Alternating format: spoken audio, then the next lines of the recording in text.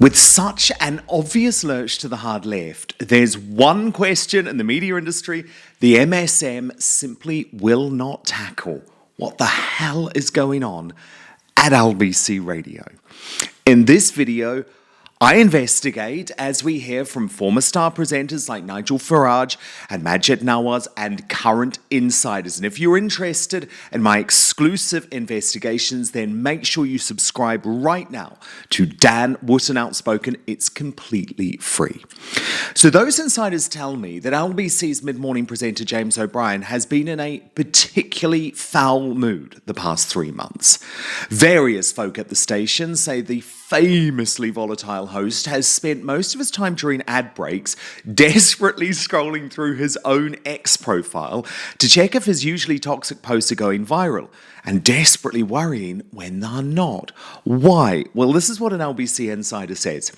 He's furious and spends his entire time sitting on his phone looking at polling about himself or looking to see if his posts on X are getting enough likes. He's absolutely obsessed.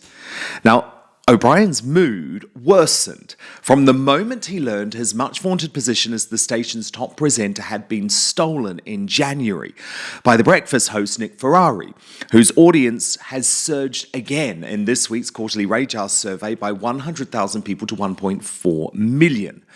But the elevation of Ferrari back to the top of the ratings is a rare bright spot for LBC traditionalists desperately hoping the station might one day return to its roots as a centre-right force squarely aimed at the working classes and beloved by London's black cab drivers.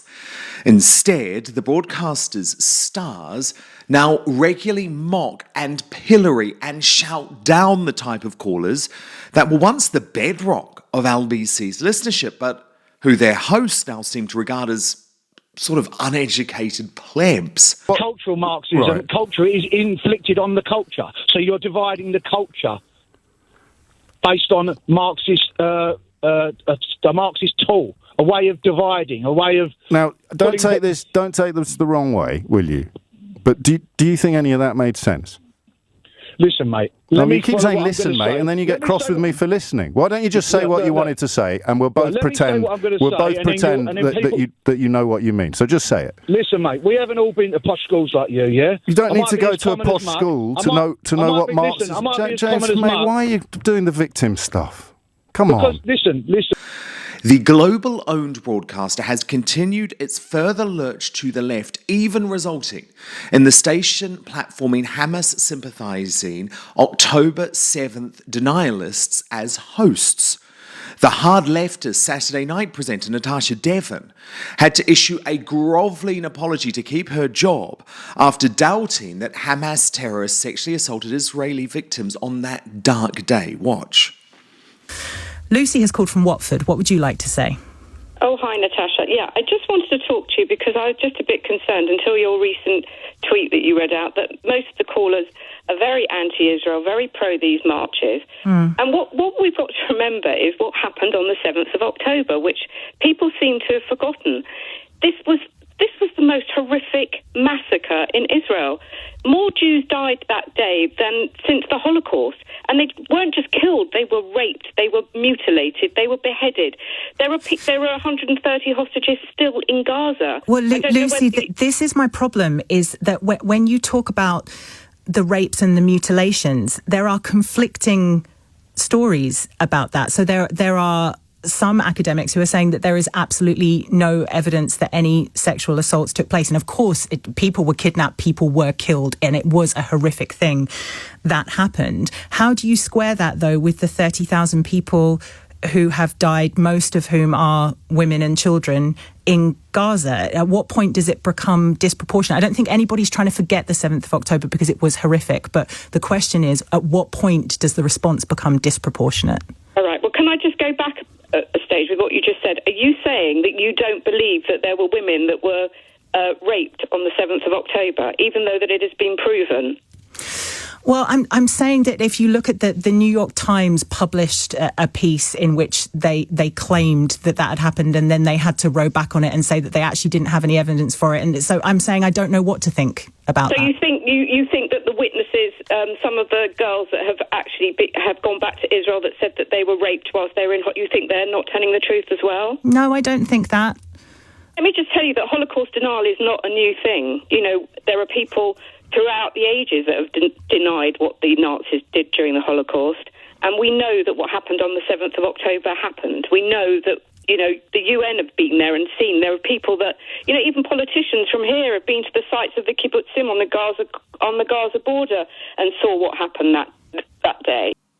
Sangeeta Miska was unceremoniously dumped before the end of her contract after taking anti-Israel positions, causing so much discomfort behind the scenes at the station that presenters like O'Brien, somewhat ironically actually given his own slump in listening hours, were encouraged to suggest she'd actually been booted because of bad ratings. What Israel did was strike what is considered in diplomatic circles the sovereign territory of Iran, whether we like it or not. No. And there was undoubtedly going to be a blowback. So did Israel game out what was going to happen next? Firstly, I'm not going to speak directly to that strike. What I can say definitively, and this is why it's outrageous, I can say definitively is that wasn't an embassy, it wasn't a consulate, it wasn't any type of diplomatic mission. It's been widely reported as that. Because that's what Iran says. Because that's what Iran says. So would you like to copy and paste? Are you suggesting every single news organisation in the world has got that wrong? No, I'm suggesting that the Iranians have an interest to say that was a diplomatic mission when we know definitively it wasn't. Okay, because they then want to give you the response that you've just copied and pasted, with all due respect. So I can tell you that I can't speak directly. And earlier this month, sanctimonious Westminster establishment reporter Ben Kentish accused a Jewish caller called Martine of racist fearmongering for suggesting there was a risk Europe was under threat because of Islamism. Arabs, Muslims are attacking everybody. You can't tarnish any Arab or Muslim with the actions of Hamas. It's not Ron's fault in the same way as if you're Jewish and live in London, you're not responsible for what's going on in Gaza. Well, people treat us like we are. Well, some do, and they shouldn't. And you shouldn't do it the other way around. Yes, and you take it. We are so Hold on, you take issue with that, and yet you've just basically blamed Ron and his people for Hamas. We need to be heard. Well, sorry, I do care, Martin, because you've just tarred an entire people and actually an entire religion with the actions of a tiny minority of them, and suggested that a previous caller is somehow responsible because of his race. We are being marginalised and going to be ending up living in an Islamic state in the whole of Europe. What nonsense? No, it is not a Martin. nonsense. It's utter have nonsense. Have you seen the 19 demands that were sent Yes, to I have. Osama? And I've seen them shut down by politicians across the spectrum. So the idea we are going to be living in an Islamic state is ludicrous. In Athens by Stop Arabs, fear-mongering. It's Arabs, racist fear-mongering. 300 Arabs have it's been racist rounding up fear-mongering, Martin. On holiday. Do you know what? Athens. You've called me to talk about the plight of minority groups and how they're being targeted. And in doing so, you've done exactly that to another minority group. You should be ashamed of yourself. I'm not ashamed of myself. Well, I'm proud of myself, and I'm proud of the Jewish people. And they need to stick up for themselves because most of the world is against them. You can stick up yourself and you can make absurd claims that we are about to become an Islamic republic and tarnish any Arab because of the actions of Hamas if you want. And I will say it's disgraceful, Martin, because in my view, it is. I think it's racist. I think it's Islamophobic. What an outrageous way to treat Martin. So what is going on? Well, it's former top-rated presenter Nigel Farage, until he was sacked for criticising Black Lives Matter in June 2020, sums up the despondency felt by many former fans who viewed LBC as a family. He tells me, I had been an LBC listener since 1978 and regular caller. I loved my job there until it abruptly ended. Since then, the channel has become only for the metropolitan elite and leftists. Sad. The axed weekend presenter Maajid Nawaz was even more blunt, telling me LBC masquerades as an independent media company when it is really a propaganda arm selling Britain out to globalists. And former Drive presenter James Whale says, I think LBC have lost their way and they're now stuck in this rut of everything is down to the terrible Tories and awful capitalism. And no one is remembering the fact that LBC is a commercial radio station. And if they carry on like that, then no one is going to advertise with them.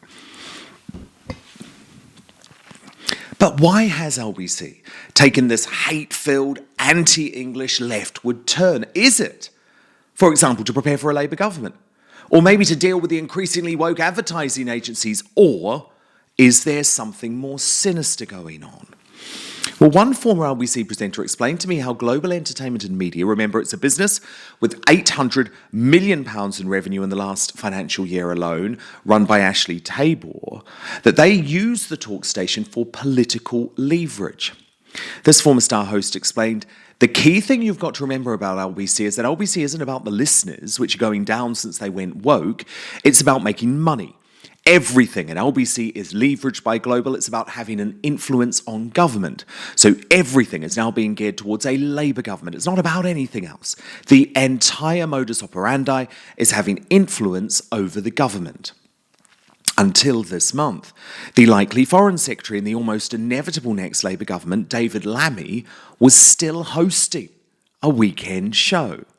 Now, Nawaz, who was axed from his own weekend show for his views challenging COVID authoritarianism, agrees there is a clear financial motive in the changing political position. He tells me global-owned LBC has sold its soul to make money. They are clearly interested in making profit while maintaining a liberal reputation for themselves, but cannot do either of these things without being totally beholden to the nakedly political agenda of their globalist overlords. As a result, profit and editorial independence are tolerated, but within strict boundaries. Another LBC presenter added, LBC doesn't make much money. What makes a lot of money is global and the business. But you get that influence because you've got the ability to say, would you like a radio show?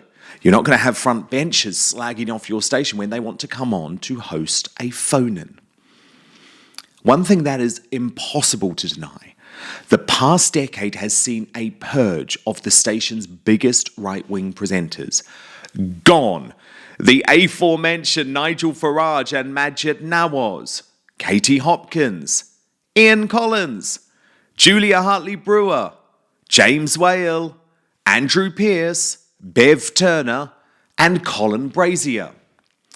They have all been invariably replaced by cookie-cutter BBC lefties like Andrew Marr, Eddie Mair, Matt Fry, Vanessa Feltz, and Sheila Fogarty, alongside firebrand extremists like Devon and Miska, not to mention the increasingly unhinged Carol Vorderman, Matthew Wright, and can you believe they've even given a show to Marina Purkis?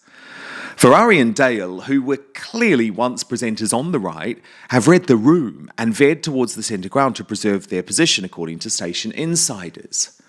Now, like virtually all London-based broadcasters, LBC is predominantly staffed by young lefty producers, and one presenter claims there's definitely an issue in terms of woke production staff trying to sabotage.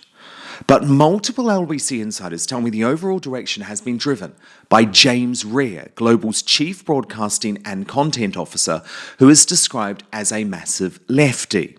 Another former presenter tells me he's the failed former editor of Newsbeat at the BBC who ended up moving back up north after screwing up Newsbeat, which is of course very much to the left, but was then brought in to run LBC and has ruined a great station.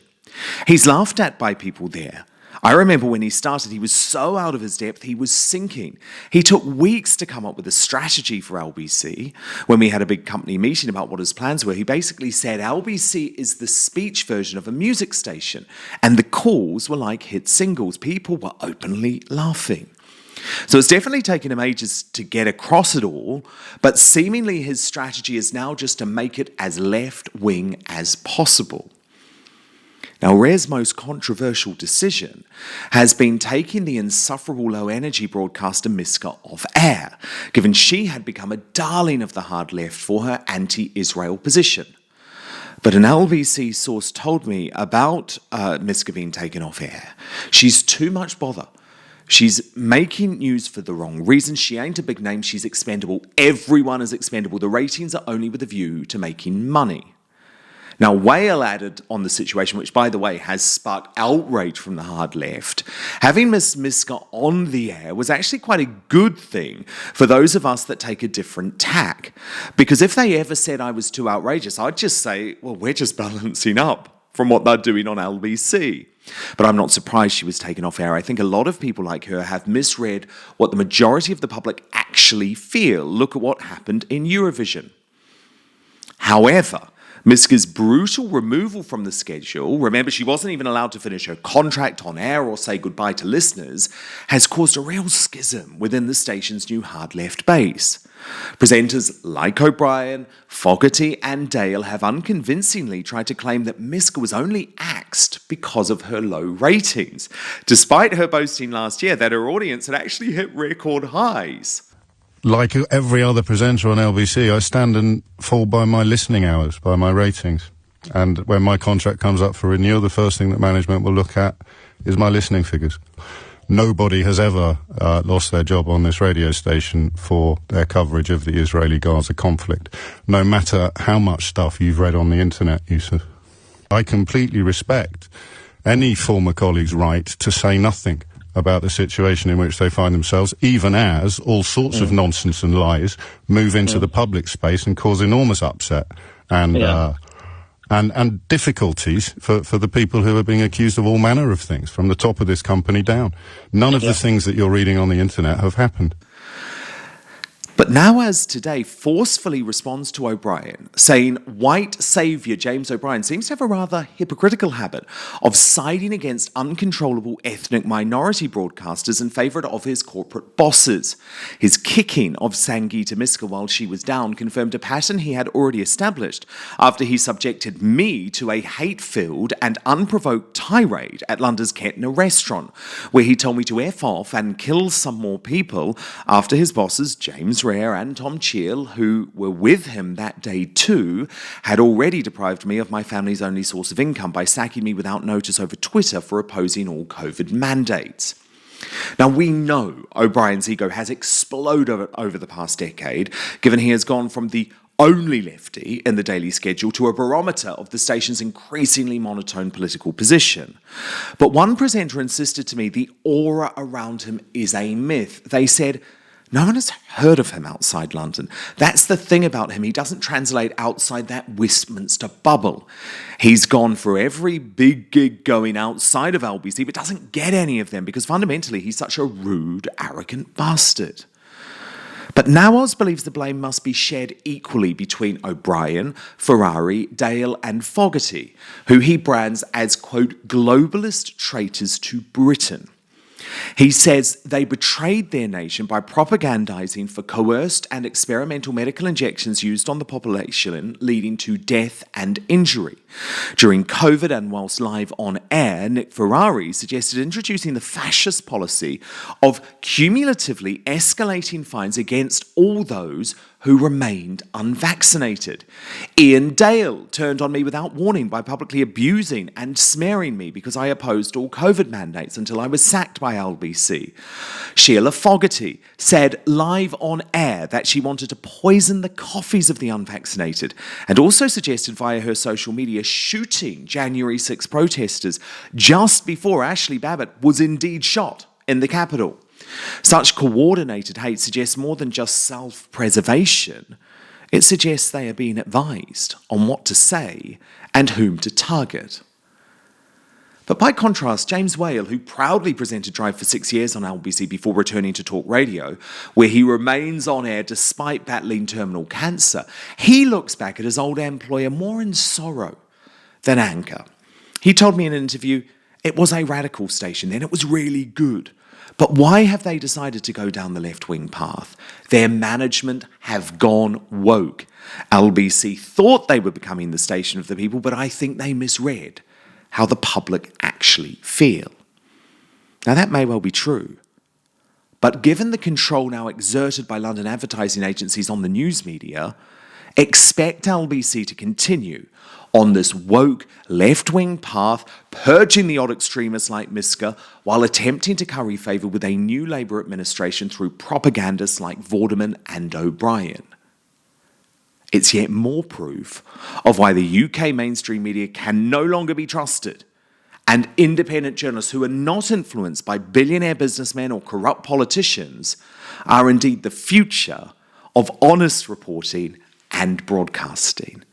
And that's why, if you have enjoyed this investigation into LBC, I would absolutely love you to subscribe right now to the Outspoken YouTube channel. You just need to hit the subscribe button, hit the bell as well, and then you'll be informed of all of our new videos the moment that they become live. I'd also love to be able to update you direct to your inbox. You'll get all of the news and opinion first, including about our live daily show, which is launching later this year. To do so, you just have to visit www.danwootonoutspoken.com and you can subscribe there. It's completely free too. Just let me repeat that, www.danwootton, W-O-O-T-T-O-N, outspoken.com. I tried to fight within the system. I failed. So now we're going to do this together independently.